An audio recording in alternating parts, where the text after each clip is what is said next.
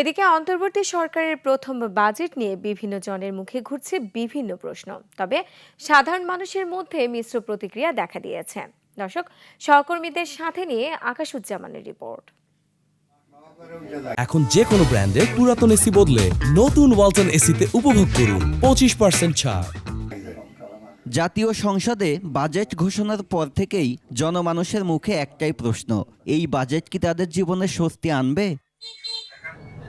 কেউ কেউ বাজেটকে বাস্তবসম্মত বললেও অনেকেই মনে করছেন এটি বাস্তব জীবনের চাহিদার সঙ্গে খাপ খায় না।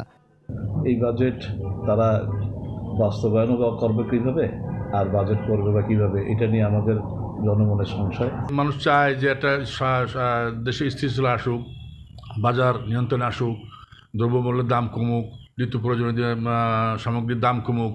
সে এই বাজেট কতটুকু এর সফলতা আনতে পারবে? যেভাবে যে বাজেট দেয় সে বাজেটে কখনো প্রতিফলন ঘটাতে পারে না। একটা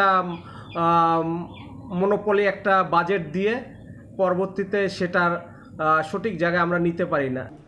সাধারণ মানুষ ও ক্ষুদ্র ব্যবসায়ীরা জানায় এই বাজেটে ভ্যাট আরও বেড়েছে, তাদের জন্য এটা কষ্টসাধ্য হবে। গাছ লাগার ব্যাপারে উৎসাহিত করার ব্যাপারে যদি পরিবেশের বা আরও বেশি বাজেট দিতে ভালো হতো। কিছু কিছু জিনিসের দাম কমিয়ে দিছে, সেটা যে খালি বাস্তবায়ন হয়, কিন্তু বাস্তবায়ন না হলে তো সম্ভব না, আগের মতো চলবে। অন্যান্য দেশে যে সুদ হারে একজন ব্যবসায়ী ঋণ গ্রহণ করে এবং তার দেশের অর্থনীতি সচল রাখার জন্য যে ভূমিকা রাখে, আমি এটি আশা করি। এতে আমি মনে করি যে আমাদের ব্যবসায়ীরা সুন্দরভাবে ব্যবসা করতে পারবে এবং দেশের অর্থনৈতিককে ভূমিকা রাখতে পারবে। বাজেট নিয়ে কেউ আশাবাদী, কেউ আবার বাস্তবতা নিয়ে চিন্তিত।